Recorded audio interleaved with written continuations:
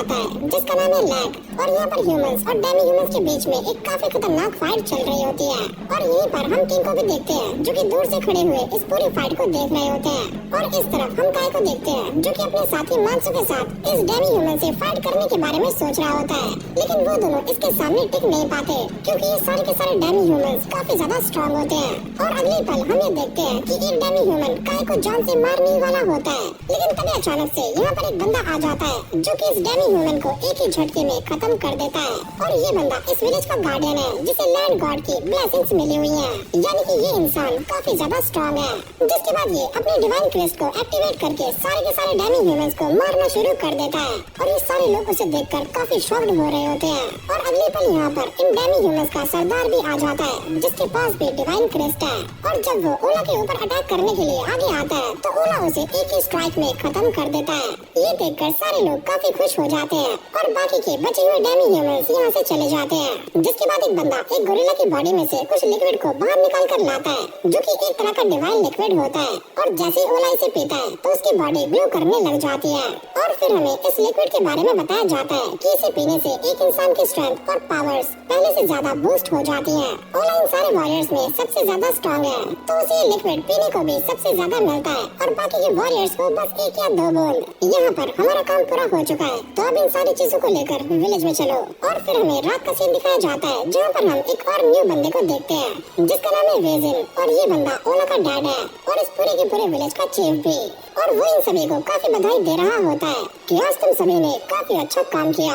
लेकिन इस जगह पर हम एक और चीज को नोटिस करते हैं कि यहाँ पर सारे के सारे वॉरियर्स को खाना भी उनके रैंक के हिसाब से दिया जाता है, यानी कि जो चीफ है और उसके बच्चे वो काफी अच्छा खाना खाते हैं। और काय और मानसू जैसे आम वॉरियर्स उन्हें बस खाने में नॉर्मल खाना मिलता है। और जब काय इस खाने को खा रहा होता है तो वो ये कहता है कि मुझे भी एक बार वो स्पेशल खाना खाना है और इसके लिए मुझे काफी मेहनत करनी होगी। और फिर अगले सीन में हम दोबारा से काय को देखते हैं जो कि अपना रैंक बढ़ाने के लिए काफी मेहनत कर रहा होता है, लेकिन वो अचानक से नीचे गिर जाता है क्योंकि इस बंदे ने ज्यादा खाना नहीं खाया होता। और वो ये सोचता है कि मेरा मन राइस बॉल खाने का कर रहा है। और तभी अचानक से यहाँ पर मानसू भी टपक जाता है। अबे ओए, ये राइस बॉल क्या होता है? मैं इसके बारे में नहीं जानता, बस अचानक से ये वर्ड मेरे दिमाग में आ गया और मुझे ऐसा लगता है कि ये चीज काफी टेस्टी होगी। तुम्हारे मुंह से सुनने में ये चीज काफी अच्छी लग रही है। और अब ये दोनों मिलकर अपने सामने बनी हुई ग्रेव्स को देखते हैं और यहाँ पर 2 तरह की ग्रेव्स होती हैं जिनको देखकर काय ये कहता है कि देखो मानसू, यहाँ पर 2 तरह की ग्रेव्स हैं। एक वो ग्रेव है जिनसे मिलने के लिए उनके रिलेटिव्स आते हैं और एक दूसरी वाली जिनका कोई भी नहीं है। और वो ये बात सुनकर काफी सैड हो जाता है। हमारे मरने के बाद कोई भी हमें याद नहीं रखेगा और सारे लोग हमें भुला देंगे। तो इसलिए मैंने ये ठान लिया है कि मैं काफी स्ट्रॉन्ग बनूंगा, लेकिन मेरा खाना और ये ट्रेनिंग मेरे लिए काफी नहीं है, मुझे कुछ और भी करना होगा। अरे बस फेंक मत। और फिर अगले सीन में हम ओला को देखते हैं जो कि एक लड़की से बहस कर रहा होता है। और ये लड़की कोई और नहीं बल्कि ओला की बहन है जिसका नाम है जोसे। तुम जानते हो ना कि हमारे खानदान में कोई भी लड़की फाइट नहीं करती और हमारे डैड भी यही चाहते हैं, लेकिन जोसे उसे बार बार फाइट करने के लिए इंसिस्ट कर रही होती है, लेकिन ये उसकी बातें नहीं मानता। यहाँ पर काय और मानसू प्रैक्टिस कर रहे होते हैं और जैसे ही मानसू उसके ऊपर अटैक करता है तो काय नीचे गिर जाता है, लेकिन तभी अचानक से वो किसी और वर्ल्ड में आ जाता है और यहाँ पर उसे एक अजीब सी मैजिकल एनर्जी भी सेंस होती है। और जब उसे दोबारा से होश आता है तो वो ये सोचता है कि ये चीज क्या थी जो कि अभी मुझे महसूस हुई। अरे यार, क्या तुम ठीक हो? मुझे ऐसा लगता है कि मैंने तुम्हें काफी जोर से मार दिया। अरे नहीं यार, मैं एकदम ठीक हूँ। और अब ये दोनों चट्टी बड्डी अपने घर के लिए निकल जाते हैं और फिर हमें बताया जाता है कि काय को ये सारे फ्लैशबैक्स काफी पहले से आ रहे हैं और जो मैजिकल एनर्जी उसने सेंस की वो इस वर्ल्ड में काफी रेयर है। अगर मैं इस मैजिक को सीख जाता हूँ तो बैटल में मेरी परफॉर्मेंस पहले से काफी अच्छी हो जाएगी और हो सकता है कि मेरा लेवल भी अप हो जाए। और अगले सीन में हमें दोबारा से वेजिन को दिखाया जाता है जिसके पास एक ईगल मैसेज लेकर आता है कि वेस्ट के जंगलों में ओगर्स का एक काफी बड़ा झुंड देखा गया है और इनके विलेज में कुछ टाइम के बाद एक सेरेमनी भी होने वाली है। तभी ओला अपने डैड से कहता है कि उस सेरेमनी से पहले हमें इन सारे ओगर्स को खत्म करना होगा। मैं ये बात जानता हूँ, लेकिन हमारे सोल्जर्स अभी काफी घायल हैं क्योंकि कल ही उन्होंने एक फाइट किया है और अब उनके सामने एक नई मुसीबत भी आ चुकी है। पर डैड, फाइट करना ये तो एक सोल्जर का काम है।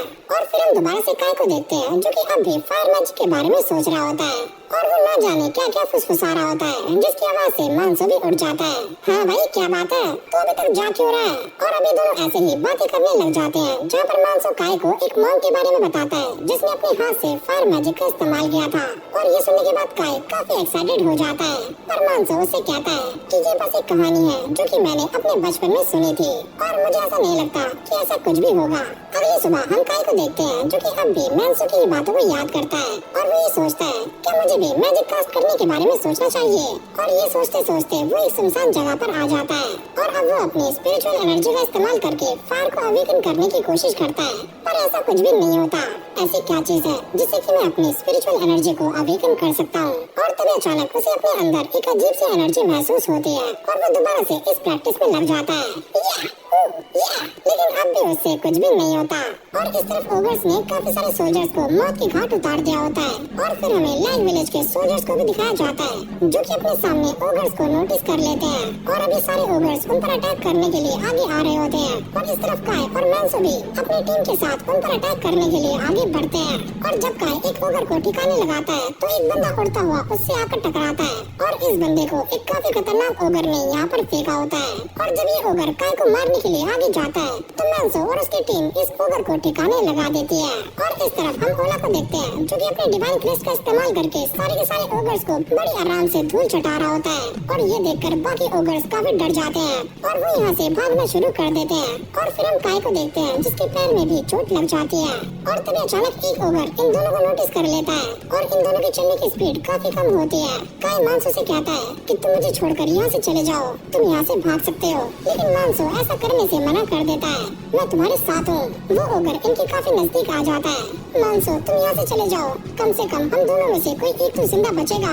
और अब मानसो के पास कोई और चॉइस नहीं बचती और वो काय को यहाँ पर छोड़कर भाग जाता है। और अब काय को भी ऐसा लगता है कि अब उसके पास मरने के अलावा कोई और रास्ता नहीं बचा, तो वो धीरे धीरे ओगर की तरफ जाना शुरू कर देता है। मैं तुमसे लड़ने के लिए तैयार हूँ। और वो दोबारा से अपने मैजिक को कास्ट करने की कोशिश करता है, पर तभी अचानक से एक वेपन उड़ता हुआ आता है और काय को इंजर्ड कर देता है। और ये वेपन उसी ओगर का है और अब वो इसे आकर काफी जोर से पकड़ लेता है। लेकिन अगले पल हमें देखते हैं कि काय की स्पिरिचुअल एनर्जी बाहर आनी शुरू हो जाती है। और तभी काय ये नोटिस करता है कि उसके फिंगर में स्पार्क आना शुरू हो जाता है और वो अचानक से फायर मैजिक को कास्ट कर देता है और इस ओगर को खड़े खड़े ही भून देता है। और अब काय इससे काफी दूर आ जाता है और ये ओगर भी बेहोश हो गया था। फाइनली मैंने ये कर दिखाया, मैंने फायर मैजिक को कास्ट कर ही लिया, लेकिन ये आग अब भी जल रही है, अरे बंदो बंदो। और वो थक कर नीचे गिर जाता है। मैं काफी कमजोर महसूस कर रहा हूँ। और तभी अचानक हम ये नोटिस करते हैं कि काय की स्पिरिचुअल एनर्जी उसकी पूरी बॉडी में फ्लो होनी शुरू हो जाती है और अगर काय ने उसे नहीं रोका तो उसकी जान भी जा सकती है। और तभी काय ये सोचता है कि स्पिरिचुअल एनर्जी पानी की तरह फ्लो करती है और वो उसे रोकने की ट्राई करता है और वो इसमें सक्सेसफुल भी हो जाता है। और तभी अचानक हम ये देखते हैं कि ये ओगर दोबारा से काय को पकड़ लेता है और उसे लेकर अपने साथ जा रहा होता है। और काय भी इस बात को समझ जाता है कि आज तो मेरी वाट लगने वाली है, ये मुझे जान से मार देगा। और अब ये दोनों एक खाई के पास आ जाते हैं और जैसे काय उसके ऊपर स्लैश करता है तो ये दोनों ही खाई में गिर जाते हैं। लेकिन ऊपर वाले का काफी शुक्र होता है कि नीचे पानी है और काय बच जाता है। और अब काय रेंगते हुए पानी से बाहर आ जाता है और वो नोटिस करता है कि उसके सामने वही ओगर मरा हुआ पड़ा है, जिसके बाद वो उसकी बॉडी से उसी चीज को बाहर निकाल लेता है और इस सारे के सारे लिक्विड को एक ही झटके में पी जाता है। और इससे उसकी सारी की सारी स्पिरिचुअल एनर्जी रिकवर हो जाती है और वो आराम से जाकर साइड में एक पेड़ के नीचे सो जाता है। और फिर रात में हम मानसो को देखते हैं जो कि अब भी ये बात सोच रहा होता है कि शायद से काय मर चुका है। और यहाँ पर हम बाकी सोल्जर्स को भी देखते हैं जो काफी घायल हो चुके हैं और उन सभी का इलाज चल रहा है। लेकिन यहाँ पर काय मस्ती से घोड़े बेचकर सो रहा होता है और तभी पेड़ से एक रोशनी काय के ऊपर पड़ती है। और अब अगली सुबह काय ये नोटिस करता है कि उसकी सारी की सारी इंजरीज ठीक हो चुकी है। अब मैं एकदम फिट महसूस कर रहा हूँ। और तभी अचानक वो अपने सामने एक चट्टान जैसी चीज देखता है जिसके ऊपर कुछ लिखा हुआ होता है और वो अपने फायर मैजिक का इस्तेमाल करके इसके ऊपर से सारी गंदगी हटाने की कोशिश करता है। लेकिन तभी अचानक यहाँ पर एक काफी खतरनाक ब्लास्ट होता है और काय उड़कर काफी पीछे जाकर गिरता है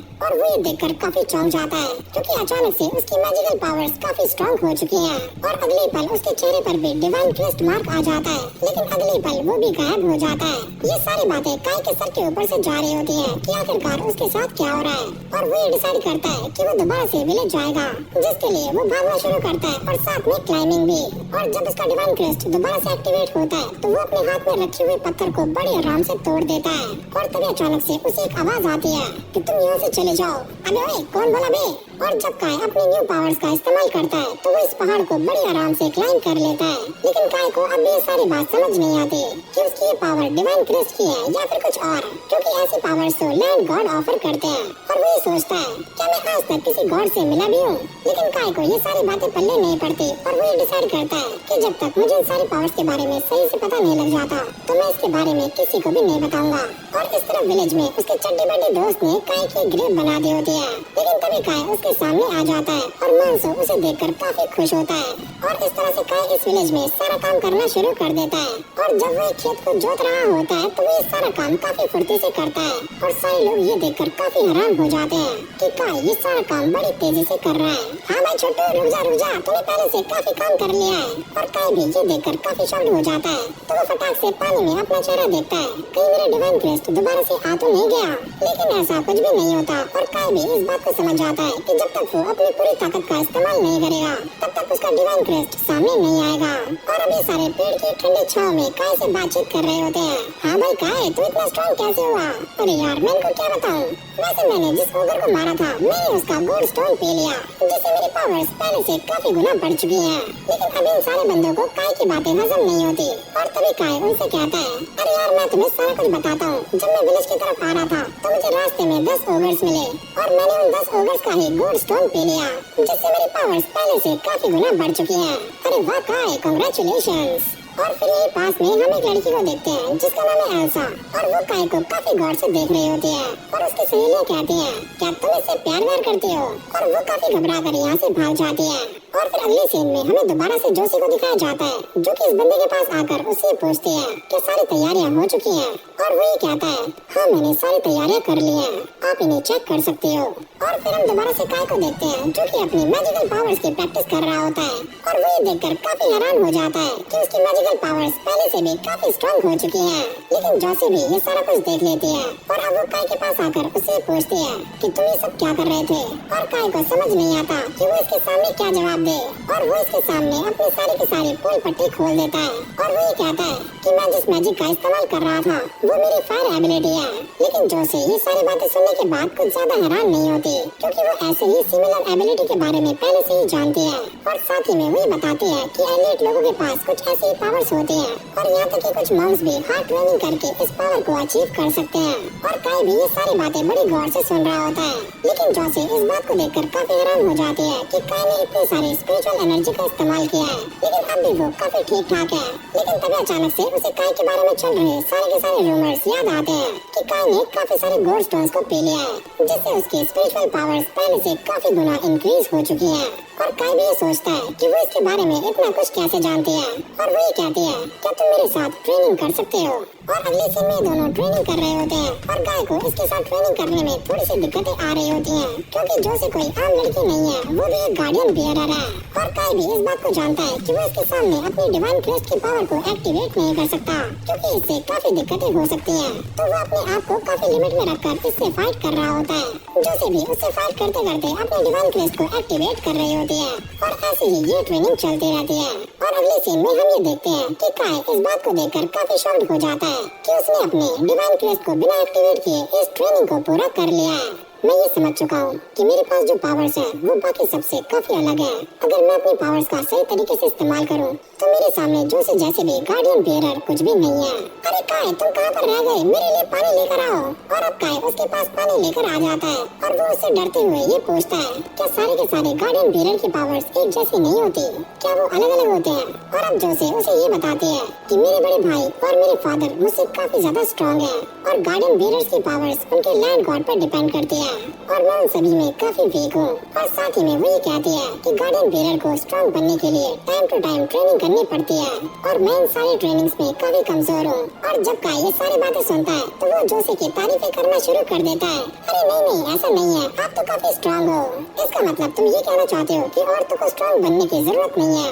मुझे ऐसा लगता है कि तुम भी बाकियों की तरह ही सोचते हो। और साथ ही में वो ये बताती है कि गार्डियन बियरर सिर्फ लैंड को ही प्रोटेक्ट नहीं करते, इसके अलावा उनके काफी सारे काम भी होते हैं। और ये सुनने के बाद काय काफी हैरान हो जाता है और वो उससे कहने वाला होता है कि मेरा मतलब ये नहीं था।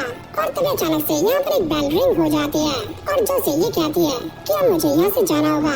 लेकिन तुम्हारे कहने का मतलब क्या है कि गार्डन बेरर्स और भी काम करते हैं? मैं तुम्हें अभी ये सारा कुछ बता नहीं सकती, लेकिन मैं ट्रेनिंग करने के लिए पास के ही एक गांव में जा रही हूँ, तो तुम मेरे साथ आ सकते हो। और वैसे भी मेरे लैंड गॉड एडा विलेज में है, तो मैं तुम्हारा भी